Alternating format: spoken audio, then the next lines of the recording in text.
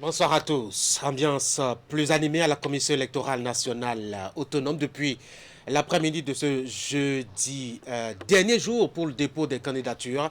Nous irons sur place et par téléphone repasser les grands moments de la journée. Ce sera un point complet de ce qui s'y passe avec Eric Gaba qui nous a soufflé il y a quelques instants que les dossiers des duos Talon-Talata et celui de l'opposition radicale sont déjà arrivés à la Sénat. Le Bénin et l'Allemagne repassent depuis ce matin leur collaboration depuis qu'ils sont amis. Cela s'appelle consultation intergouvernementale et vise à identifier les faiblesses et les défis éventuels de cette coopération. On en parle plus amplement tout à l'heure. Et puis, cérémonie de présentation de vœux à la mairie de Cotonou, mais il y avait bien plus que les élus municipaux et locaux, des députés et des ambassadeurs accrédités au Bénin et bien d'autres personnalités sont allés voir le maire Lucas Troc pour décliner son rêve pour une ville de Cotonou plus attrayante et plus rayonnante. On vous en parle. Voilà, c'était là les titres. Bonsoir, bienvenue. Tout droit, direction la Sénat pour aller prendre le pouls. Dernier jour pour déposer les dossiers de candidature et ça se bouscule beaucoup, même si la journée a été plus animée que les précédentes. Nous avons en ligne certainement, on va le voir, Ulrich Gaba qui vit tout cela de près avec nous. Ulrich, bonsoir. Ulrich, bonsoir. Visiblement, la liaison pas encore établie. On va certainement passer à un autre élément. Le temps de revenir, apprécier un peu ce qui se passe à la Commission électorale nationale autonome. Un fait essentiel à retenir, deux camps rivaux qui s'y retrouvent pour le dépôt des candidatures des duos. On va certainement, avec l'aide et la bénédiction de tous les dieux de la technique, revoir le Rick Gaba tout à l'heure. Retour en studio. Mais toujours avec l'actualité électorale, nous allons rester avec le Rick Gaba qui va nous faire le point de ce qui se passe à la Sénat pour voir un peu hier qu'est-ce qu'il y a bien pu avoir. Il y avait justement le duo du parti FCBE, Foscori pour un Bénin émergent qui est passé voir les commissaires. Voici l'ambiance qui a prévalu quand Alassane Soumanou et Paul Humpé amenaient leur dossier à la Commission électorale nationale autonome. On va suivre. Après une matinée calme, ce sont les membres du parti Foscori pour un Bénin émergent FCBE qui viennent rompre la monotonie du silence au siège de la Commission électorale nationale autonome, Sénat. Tous de blanc vêtus, Alassane Djemba Soumanou et Paul Humpé sont accompagnés de plus d'une dizaine de membres FCBE. Comme prévu par la Sénat, les deux candidats et quelques membres influents du parti sont introduits dans la salle de vérification et d'enregistrement des pièces. Après plus d'une heure de formalité, c'est Alassane Djemba Soumanou, candidat au poste de président de la République, qui annonce la bonne nouvelle. La démocratie béninoise est en marche. Et au niveau de la Sénat, nous avons été accueillis et tout s'est passé correctement. Et nous sommes très honorés de l'efficacité de l'équipe dirigeante de la Sénat. Et laissez-moi vous dire, nous avons déjà en main notre récépissé provisoire, qui signifie déjà que nous avons pu répondre aux exigences qui font de nous des candidats potentiels à l'élection du 11 avril 2021. Oui, la force Cori pour un Bénin émergent est un parti courageux. Nous ne sommes pas prétentieux. Nous avons espoir. Pour nous, l'alternance est possible. C'est pourquoi nous disons les Béninois construisent le Bénin. Et nous remercions tous nos militants. Nous remercions ensuite tout le peuple béninois pour dire à tout un chacun de nous qu'au Bénin, le pouvoir appartient au peuple. Les élections vont nous permettre, d'ici quelques 2 mois, comme vous allez le constater, que nous avons pris une décision, à savoir d'être présents à toutes les étapes du processus démocratique. Et comme tout parti, notre ambition, c'est la conquête du pouvoir. Sans donner le nombre exact de parrainages recueillis par le duo, Alassane Soumanou rassure que la FCBE n'a aucun souci à se faire à ce niveau. Le parti de l'opposition se veut serein et confiant quant à la suite du processus électoral enclenché. Bon, pour des raisons qui nous sont personnelles, et personnelles aussi au niveau de la Sénat, et vous savez que c'est des actes politiques volontaires et individuels. Nous n'avons pas reçu quitus de ceux qui nous ont parrainés de publier leur nom. Sachez que nous avons requis le nombre qu'il faut et cela nous permet d'être à jour. Le parrainage est l'une des conditions nécessaires, mais la condition suffisante, c'est la vérité dans les urnes. Il faut aller aux élections. Cette même journée a connu l'enregistrement d'un autre duo de candidats à la présidentielle du 11 avril 2021. Il s'agit du pasteur Victorin Denouéman, candidat au poste de président de la République. Il est avec son colistier Florentin Dovonon, candidat au poste de vice-président de la République. Je vous le promettais, les dieux nous ont entendus là-dessus. Loïc Gaba est en direct. Loïc, bonsoir. Bonsoir, Tanguy Agoï. Loïc, vous m'entendez? Oui, je vous reçois très bien, Tanguy Agoï. Merci d'être en direct. Il y a deux duos attendus impatiemment depuis à la Commission électorale nationale autonome. Il y a un tout premier talent Talata et un deuxième qui doit provenir en principe de ce qu'on appelle l'aile radicale de l'opposition à la gestion de Patrice Talon. Les deux camps sont sur place. Quelle est l'ambiance qui prévaut actuellement? Évidemment, après une matinée relativement calme, Tanguy, on peut dire que ça bouge fort. Actuellement, au siège de la Commission électorale nationale autonome, le ministre de la Justice, Éric Nnom, qui est le mandataire du candidat Patrice Talon, est actuellement à la Sénat avec une forte délégation composée de ministres et de députés, mais aussi d'autres membres influents des partis de la mouvance. Le garde des Sceaux est accompagné de la colistière du candidat Patrice Talon, je vais nommer Mariam Chabi Talatazine. Dans la délégation, on peut également distinguer les ministres Adja Toumatis, Alain Oroula et d'autres députés, les députés comme Barthélémy Kassa, Chantal Aïe, Orben Aladati et Gérard Benossi, pour ne citer que ceux-là. Après un bain de foule devant la Sénat, la délégation a été accueillie par le président de la Sénat, puis convoyée vers une salle en attendant d'être reçue par l'équipe d'enregistrement des candidatures. Et il faut dire qu'à l'heure où je vous parle, c'est cette équipe qui est en train de faire cette formalité à l'intérieur de la salle d'enregistrement des candidatures. Chose curieuse, Tanguy Agoï, et 5 minutes après l'arrivée de la mouvance, c'est le bloc qui se réclame de l'opposition radicale qui fait son entrée à la Sénat. Dans la vague, on peut bien distinguer les candidats Rekia Madougou et Patrick Divor, et non Aïvor, comme certains réseaux l'ont notifié. C'est bien Patrick Divor. Ils sont accompagnés de Éric Roundété, le président, et de Nouréni Attiadé, et bien d'autres membres influents également du parti, les démocrates. Dans leur déclaration qu'ils viennent à peine de faire, d'ailleurs ils sont encore en pleine déclaration à l'heure où je vous parle, ils ont notifié qu'ils sont venus faire constater qu'ils veulent bien participer aux élections, mais qu'ils sont empêchés par le système de parrainage parce qu'ils n'ont ni député ni maire pour pouvoir avoir des parrains. Et Éric Roundété, c'est d'ailleurs Éric Roundété qui a parlé au nom de ce groupe, et il précise que même si on leur en donnait, qu'ils ne prendraient pas. Donc, vous voyez, je ne fais que répéter exactement les mots de Éric Roundété qui s'est prononcé au nom de ce groupe qui se dit de l'opposition radicale. Donc, pour l'instant, c'est l'ambiance qui prévaut actuellement à la Sénat. Nous attendons encore le camp de la mouvance, c'est-à-dire le camp du candidat Patrice Talon, qui va également venir faire sa déclaration de l'instant à l'autre, parce que c'est ce camp qui est en train de faire actuellement les formalités à l'intérieur de la salle d'enregistrement de candidature. Mais il faut noter qu'avant les deux camps dont je viens de parler, il y a eu entre-temps Daniel Eda, un autre candidat qui est passé par ici. Il s'est également prononcé sur le système de parrainage. Il dénonce ce système qu'il estime être exclusif. Bon, à part cela, nous avons également eu deux candidatures qui, en fait, ce sont des candidatures indépendantes, mais ils sont venus sans colistier. Je vais nommer une première dame qui s'appelle Françoise Roussou. Il y a également Eudes Aoulou Wessou, qui est également candidat indépendant et unique. Donc, si vous faites bien attention, derrière moi, ils sont en train de redonner l'hymne national. Ce sont les démocrates qui viennent de finir leur déclaration. Voilà, Tanguy Agoï, l'ambiance qui prévaut actuellement ici à la Commission électorale nationale autonome. Elle est très belle. Bonne chance à vous, Loïc Gaba. Merci d'avoir été en direct. Merci. Retour sur ce plateau, mesdames et messieurs, c'était donc Loïc Gaba qui était en direct pour nous faire le point de ce qui se passe à la Sénat. Ça grouille de monde actuellement.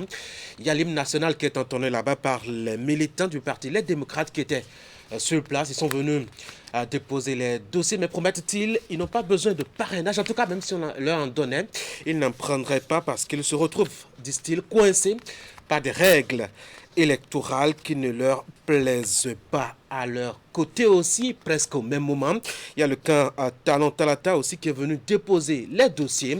On a pu entendre les précisions et les détails de l'ENEC Gaba. Ce camp n'a pas encore pu faire sa déclaration. Bien avant ces deux camps justement et un peu avant, 16 heures par là, il y a eu 3 propositions de candidature qui sont allées à la commission électorale nationale autonome. Vous suivez tout sur Canal 3 Bénin. Et puisque nous parlons politique justement, voyons un peu maintenant comment intéresser les femmes à la chose. Il y a le projet Women Political Empowerment qui travaille depuis quelque temps, soutenu par le département américain. Il a lancé ce jeudi matin à l'Infosec de Cotonou à l'intention de l'association des femmes bénéficiaires une séance de renforcement des capacités des femmes dans toutes les communes du Bénin. Voici le point. C'est un projet qui vient relancer le débat sur le rôle et la place des femmes en politique. Et pour passer de la parole à l'acte, les femmes réunies au sein des US-BIWA lancent ici à l'Infosec de Cotonou les activités du projet dénommé Women Political Empowerment. Des activités qui visent à renforcer l'autonomisation politique des femmes à travers la formation de ces dernières orientées vers les stratégies de communication politique. La US-BIWA aide les femmes à collaborer. Les unes mettent leur expérience et carnet d'adresses au service de tous. Les autres apprennent et affûtent leurs âmes aux côtés des premières. Et toutes partagent la conviction que c'est ensemble qu'on est plus fort, c'est ensemble qu'on va loin. C'est dans ce sillage que la US-BIWA voudrait former au plan national 770 femmes sur les questions de stratégie politique et de communication politique. La formation consistera également à soigner les images des femmes en politique et surtout à créer un creuset de lobbying et de facilitation.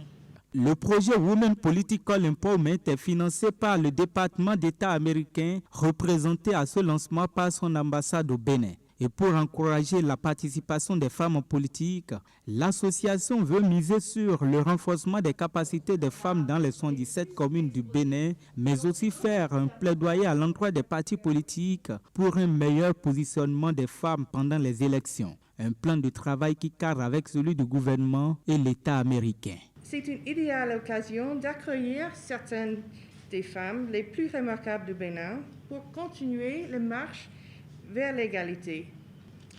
L'ambassade des États-Unis soutient votre succès à travers des programmes d'échange comme Women Political Empowerment, une opportunité, comme Madame a déjà expliqué bien, pour 770 femmes de 77 communes.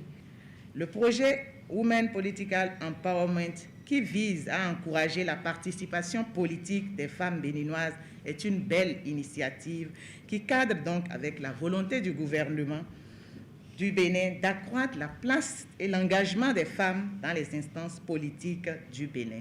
Au regard de tout ceci, vous conviendrez avec moi que le projet Women Political Empowerment vient soutenir le gouvernement dans ses efforts inlassables pour une meilleure participation des femmes à la vie politique. Le lancement des activités de ce projet a été l'occasion pour les femmes bénéficiaires des programmes d'échange du gouvernement américain de réfléchir ensemble sur l'autonomisation des femmes en politique. Ceci à travers ce panel animé par les experts conviés à cette cérémonie.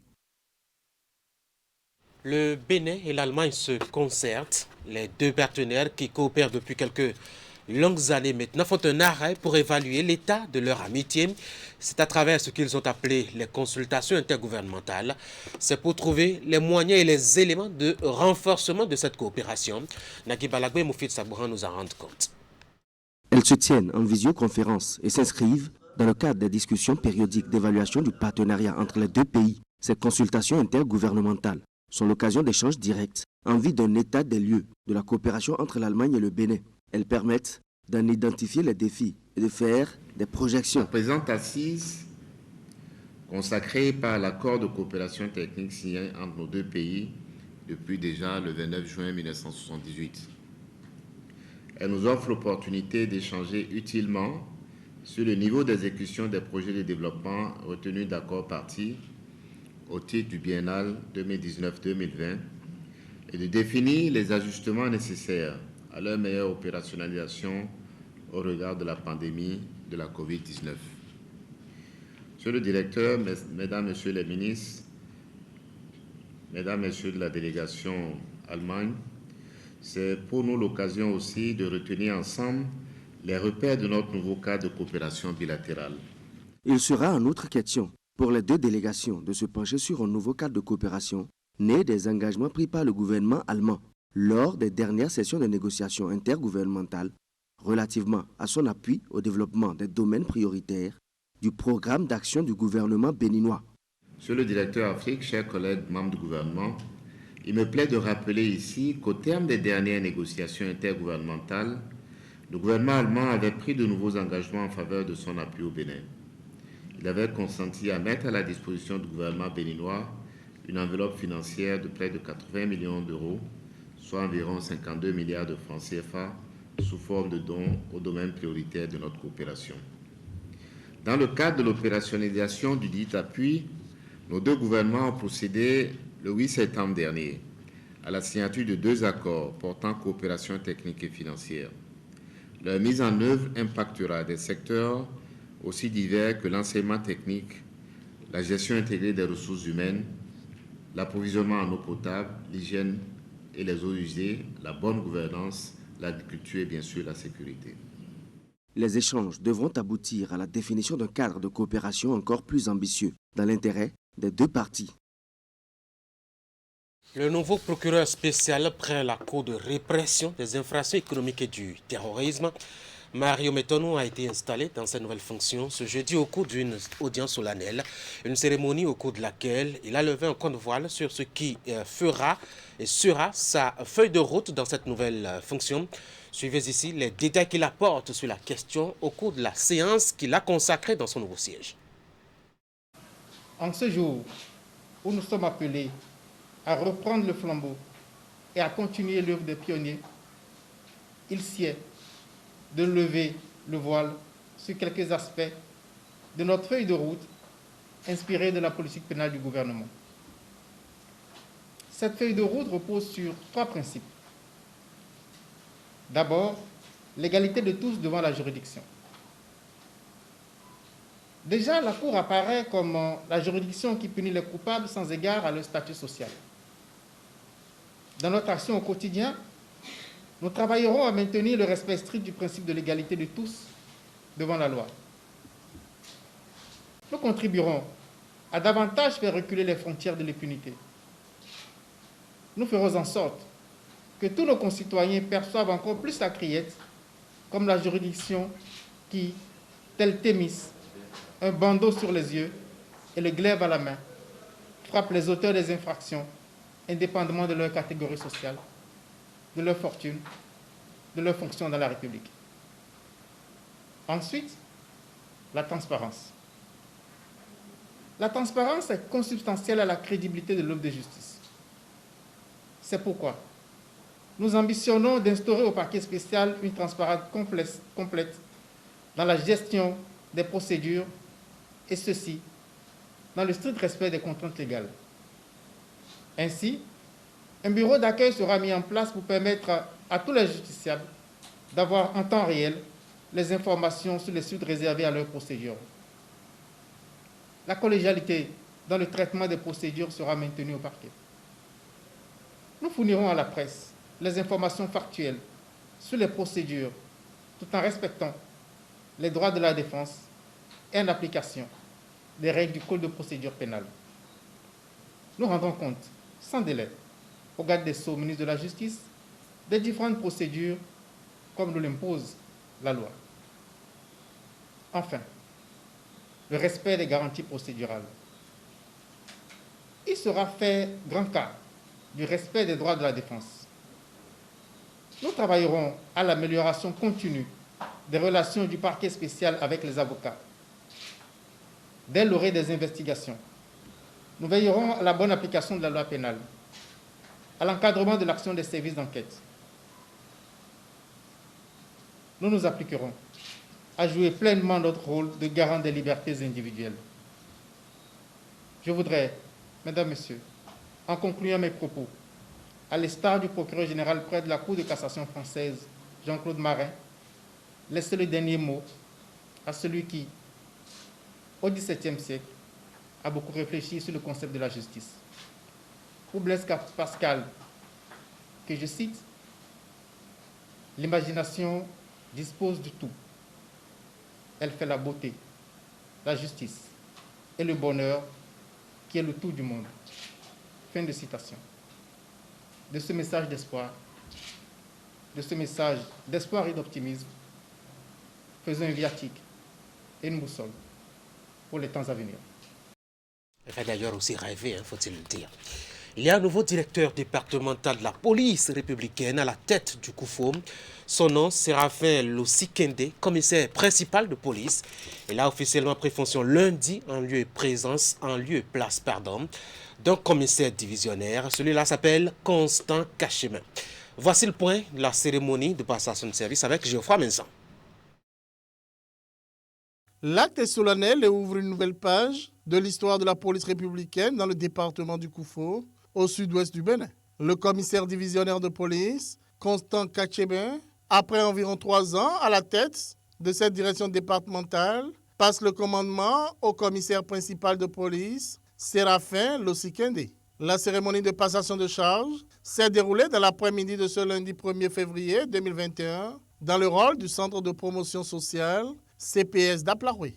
En ce moment où je m'apprête à passer le témoin, j'ai une pensée à Dieu, l'Éternel Seigneur, qui m'a protégé et conduit dans l'exercice de mes fonctions pendant toute cette période passée à la tête de la DDPR Koufo. L'histoire retiendra qu'ensemble, nous avons animé la DDPR Koufo. Constant Cachemin, le premier flic, a occupé le poste de DDPR Koufo à la faveur de la fusion de la police et de la gendarmerie en police républicaine. Dans son message, il a aussi mis un accent sur ce qui aura été sa mission. Le parcours a été vraiment long et parsemé d'embûches.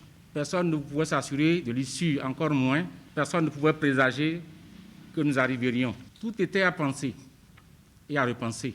Tout était à façonner. Tout était à construire, mais avec force, courage et détermination. Nous sommes ensemble parvenus à lever les obstacles, à transcender les difficultés, quelquefois, par de lourds sacrifices imposés. Au temps fort de la criminalité, qui d'entre nous pouvait savoir que nous en arriverions à booster cette situation? Mais l'engagement était total et à cœur vaillant, nous avons évolué parfois à notre corps défendant. Beaucoup de questionnements, beaucoup d'hésitations, beaucoup d'émotions, mais le courage, la détermination, l'assurance et le souci de réussite nous ont conduits à des résultats élogieux. Le nouveau patron des flics dans le département du Koufo, c'est donc lui, Séraphin Losikende, commissaire principal de police. Il occupait précédemment le poste de directeur départemental adjoint de la police républicaine du Mono.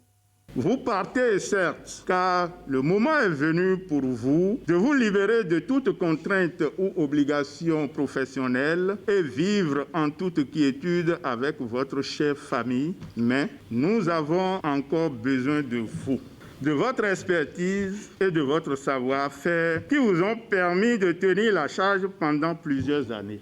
Je vous promets de continuer inlassablement les œuvres que vous avez entamées afin de préserver les exploits de la police dans le département et rassurer davantage les populations de notre disponibilité à la mission régalienne. Cette passation de charge intervient en pleine période électorale de la présidentielle de 2021 au Bénin. Le préfet de Koufo, en accueillant le nouveau DDPR Koufo, lui a prodigué quelques conseils. Vous êtes venu sur un terrain, je dirais, qui était déjà bien tenu. Donc, il faudrait que le terrain soit désormais mieux tenu. C'est ça? Oui, encore mieux tenu. Je n'ai pas dit qu'on n'avait pas travaillé, je vous ai dit que c'est comme ça passé. Ce qu'il a fait ici avec tous les chefs de nos unités, ce qu'ils ont fait, il vous a parlé maintenant des élections. Je vous ai dit, ils m'ont émerveillé. Je voudrais vous dire un grand merci. Ce que vous avez fait, et dire un grand merci par anticipation. Celui qui veut vous remplacer aujourd'hui, je sais qu'il fera mieux que vous. C'est votre choix. c'est votre souhait. C'est son souhait. Donc, faire en sorte que tout soit au point. Le commissaire divisionnaire de police, Constant Kacheme, est appelé à faire valoir sous peu ses droits à la retraite. Il part du Koufo avec un présent à lui offert en signe d'amitié et de gratitude par l'association des sages et notables du Koufo à Sanok. Une occasion de fête devenue moment de présentation des grands rêves nourris pour la ville de Cotonou. Le maire Lucas Trokpo a profité de la cérémonie de présentation de vœux pour décliner sa vision à la tête de cette ville, vitrine du Bénin. C'était devant les élus municipaux, députés, ambassadeurs et bien d'autres personnalités. Voici le reportage de Teddy Goudalo rendu par Asiomo Kanyasimo.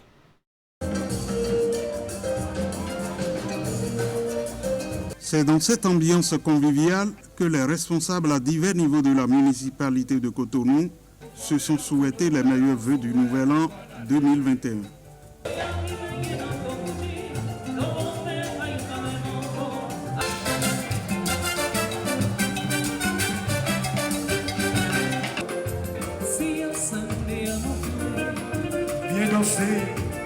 Sont également conviés à cette cérémonie des maires d'autres communes, des députés et bien d'autres personnalités politico-administratives de la ville. Monsieur le maire, les distingués conseillers municipaux de la 4e mandature me chargent de formuler à votre endroit, à l'endroit de votre famille, à tous vos proches, ainsi qu'à l'endroit de tous les honorables invités, des vœux de robuste santé, de prospérité, de bonheur. Je voudrais dire que je reçois avec bonheur vos vœux si doux, généreux et réconfortants. Je vous en exprime toute ma reconnaissance et toute ma gratitude. En votre nom et en mon nom personnel, je présente ainsi qu'à tous les invités mes chaleureux vœux de santé, de réussite personnelle, de sérénité, de joie et de paix, en dépit du risque sanitaire national et mondial. La rencontre est ponctuée de remerciements à l'endroit de toutes les forces vives de la commune de Cotonou pour leur sens de collaboration dans la mise en œuvre des différentes réformes opérées. L'occasion est saisie par le maire Lucas Trokpo pour dévoiler les axes prioritaires du plan stratégique à mettre en œuvre les jours à venir dans le but de faire de Cotonou une ville attrayante. Un programme d'amélioration de la mobilisation des ressources propres, un programme d'assainissement des ressources financières et d'amélioration de la qualité des dépenses, un programme d'embellissement de Cotonou à travers un projet de lutte contre l'affichage sauvage, de réforme dans le secteur de la publicité en gros, de libération des trottoirs, de verdissement de la ville, d'embellissement des places publiques de la ville et d'entretien de nos infrastructures. Un programme de réalisation d'infrastructures stratégiques à travers un projet de construction des points de recharge pour les voitures électriques, la construction des toilettes publiques. Un projet d'implantation de nouveaux feux tricolores et leur digitalisation, la réalisation de parkings modernes. On parle également de l'interdiction de la vente à la sauvette, de la dynamisation de l'administration municipale en vue de sa dématérialisation, la construction de l'hôtel de ville et des 13 sièges des arrondissements de Cotonou. L'accompagnement des représentations diplomatiques ici présentes est attendu pour l'atteinte de ces projets de développement. Un dernier élément pour finir. Mesdames et messieurs, vous savez, tour à tour, les préfectures interdisent la consommation de la chicha sur l'étendue de leurs territoires respectifs. Il y a eu le 29 janvier dernier le tour du Koufo, mais en plus d'aller dans le même sens que les autres qui l'ont précédé dans la décision, le préfet a ajouté une dose de pédagogie en initiant une séance de vulgarisation tenue lundi à Plaroué. On retrouve Geoffroy Messin et Florent Dou. Sale temps pour les consommateurs et commerçants de la chicha au Bénin. L'interdiction de l'usage de la chicha dans le département du Zou fait des émules et s'étend désormais au département du Koufo. Le préfet de ce département vient en effet de déclencher une guerre contre sa commercialisation et sa consommation sur son territoire. Et ceci à travers cet arrêté préfectoral en date du 29 janvier dernier portant interdiction de la consommation du narguilé ou de la chicha dans les lieux ouverts au public dans le département du Koufo. Voilà, maintenant, dans les restaurants, les buvettes d'Aplahoué, d'Azové, de Dogbo, de Toaviclin, de Lalo, de Plécamin, si vous sortez nuitamment, vous allez en ces lieux, vous allez voir nos parents avec ça. Vous allez constater que pendant les funérailles, les gens amènent ce produit-là. Mais on utilise toujours le même embout, même d'accord, embout là qu'on met. Ils font semblant de nettoyer avec leur chiffon et ils envoient dans leur bouche. Et à tour de rôle, nous portons les masques parce qu'on ne veut pas attraper le coronavirus. Mais ce qu'ils font là, ils ne sécurisent pas les parents, les jeunes. Le ton et les instructions du préfet du Koufo sont fermes. Les chefs d'unité et autres responsables de la police républicaine en poste dans le département ont reçu ce lundi ici à Plahoué la mission d'une lutte sans complaisance contre ce produit. Ce n'est pas courant chez nous. Depuis qu'on a interdit la consommation du narguilé et de la chicha, les gens envoient tout ici. C'est pour cela que nous avons réfléchi ensemble et un arrêté a été pris pour bien sûr couvrir nos éléments républicaines qui vont agir en permanence et partout. Nous demandons votre, présence sur le terrain. Nous sommes là pour assurer leur sécurité, nous sommes là pour faire en sorte qu'ils soient en bonne santé. Je peux compter sur vous, je sais que vous allez faire ce travail-là. Il est donc désormais interdit de fumer de la chicha dans les bars, les restaurants, les débits de boissons, les maquis et tous les autres lieux de manifestation publique dans le département du Koufo. Les contrevenants à cette décision sont passibles de lourdes sanctions. Mesdames et messieurs, ce journal va s'achever. Nous avons entretenu au sujet de l'actualité électorale Patrice Talon et le duo du Parti démocrate au siège de la Commission électorale nationale autonome. Avant eux et pour le compte de cette journée, 3 duos sont passés, voir les commissaires et leurs collaborateurs. Et le REC Gaba nous a fait le point.